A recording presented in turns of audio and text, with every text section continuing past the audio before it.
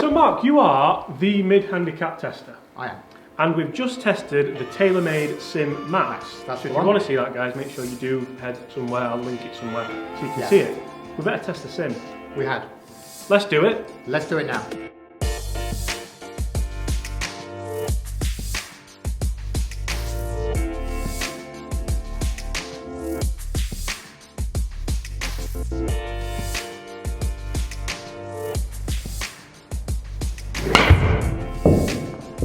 Hi everyone, James Robinson here. If you're new to the channel and this is your first time watching my content, that sounded good. Nice shot. Please make sure you do consider hitting that subscribe button below. If you are already a subscriber, then thank you so much. We do really appreciate your support. If you do enjoy this type of video, Mark, what have we got to do? Please subscribe. And if you do subscribe, ring the bell so you get notifications. And also leave us a like, guys, if you do enjoy this type of content. Today we have, let's change it up, Mark, because we're on that side for the other video, so people know they're watching different videos. This is the TaylorMade SIM. It looks very, very similar to the SIM Max. It does. One big difference we have the movable weight, the adjustable weight, and it's a little bit more expensive as well, so there's that to consider as well.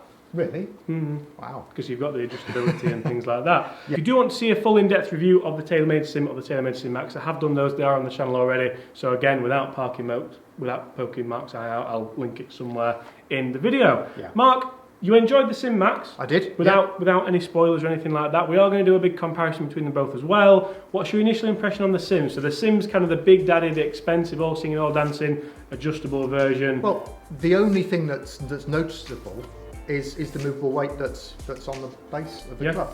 Other than that, I mean, if you put your finger over it or put a piece of tape over it, it looks exactly the same. Looks very, very, very, very, very, very, very similar. Yeah. Very similar. Exactly the same. Should we hit some shots? Yeah.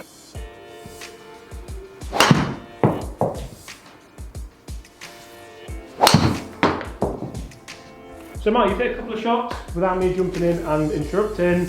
Any difference so far between the SIM and the SIM Max without me doing a comparison? But No. No? Do you feel like you almost could have just carried on? Yes, I can't notice any obvious difference between the two of them. So and then I do that next shot. You see, it's quite interesting how you say you can't really tell a difference. They are exactly the same. We are in the comparison. I'm going to tell you. I think maybe there is a bit of a difference. Right. In maybe forgiveness and things like that. If you think regards to M5, M6, M3, M4, there was always a bit of a difference in forgiveness, a bit of a difference in MOI, wasn't there? There was, yeah.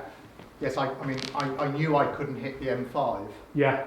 And I knew I couldn't hit the M3. But the 4 and the 6 I could hit. Yeah. So yeah. But we're not saying you can't hit this. Well, not yet. We're only hit that. Let's give you a bit more of a chance to come up with a conclusion.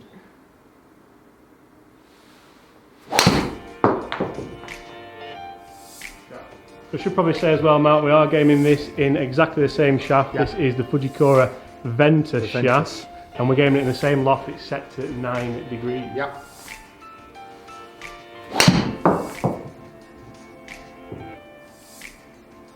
So yeah, as you say, forgiveness is... Yeah, but you see, I get a different sound off this than I did the SIM Max for you. It almost sounds a bit deeper. Deeper? Yeah. But presumably that's, I mean, whilst this has got a movable weight in it, the weight of the head should be the same. So I'll tell you what, why don't we, because we're missing it, well, if we do miss it, we miss it left. I'm missing it left at the moment. Why don't we set the weight setting to fade?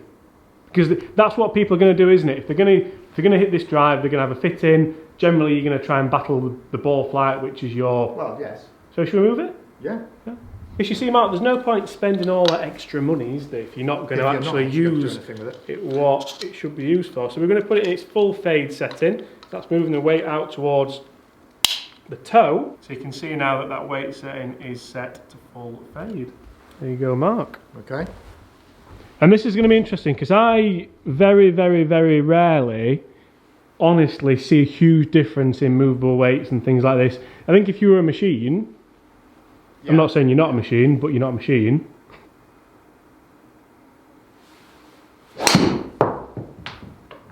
Now, isn't that interesting? Because straight away it's still got a little bit left, but it's probably one of the better shots. Yeah. I mean, it's yeah. What I always struggle to figure out with these sort of clubs is if you're if you go to be fitted, what's the point in having adjustable clubs? Because you get the right club to start. So this is a really good question, and it's actually a point I was hoping to touch on in this video. So the whole idea behind the adjustments is that you can make this driver into something that another driver, the Sim Max, isn't. That's the idea. So you will get fitted into a setting here, and yeah, you wouldn't move it, you wouldn't run around with the key changing it all the time, because that'd be silly. Because that would only work if you were very, very inconsistent, but you knew what swing you were putting on it.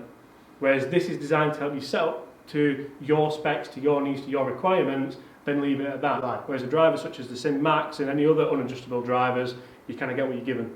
So it's hopefully going to be adjusted a little bit. We've put this in the fade setting, that might not be the right setting for you personally. We would have to go and get fitted, get properly fitted by the guys at TaylorMade or somebody who really knows what they're talking about with it. Yeah. But generally, for me looking at it there, you're hitting it left, let's put it in the fade setting and see what happens. Yeah, okay.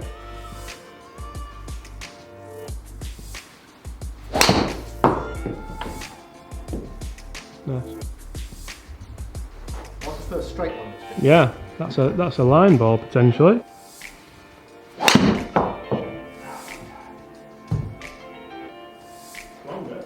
Longer, yeah. Just pulled it. Right, come on Matt, one last shot, then we're going to talk through, we're not going to do a huge comparison because we're going to do that kind of separately, but we're going to talk about exactly how you feel with the TaylorMade Sim, and then we're going to take a look at the numbers.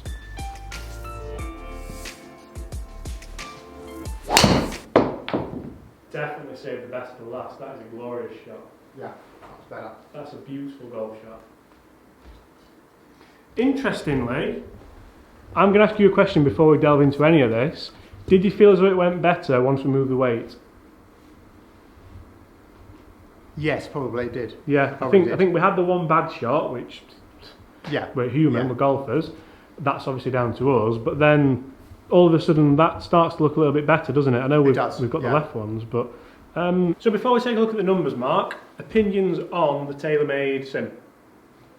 Again, another great club. Yeah.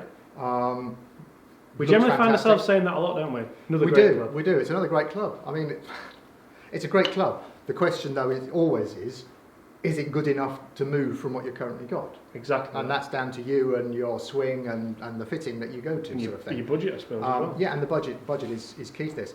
Great club. I think we'll find that when we look at the numbers, I was more inconsistent with this one. Yeah. And it didn't go quite as far. But it did provide the biggest drive of the day kind of thing. Yeah, it did. It did. So once again, probably, I mean, nice club. Yeah. Very nice. Shall we... Let's look at the numbers. Let's look at the numbers. So mid-handicap numbers for the TaylorMade Sim, sorry about that one. We have dispersion where there's quite a few that's gone left. We've got 4 shots, so we've got nearly half of that could, they could be out of bounds, Mark, so sorry about that. They're poor.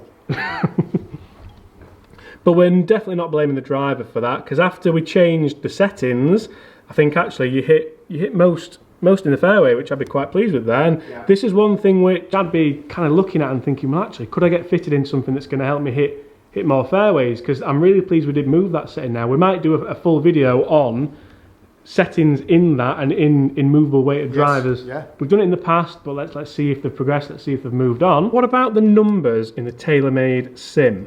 Pardon the fitting tape there, but we don't want to ruin the surprise for you between the comparison with that and the Sim Max.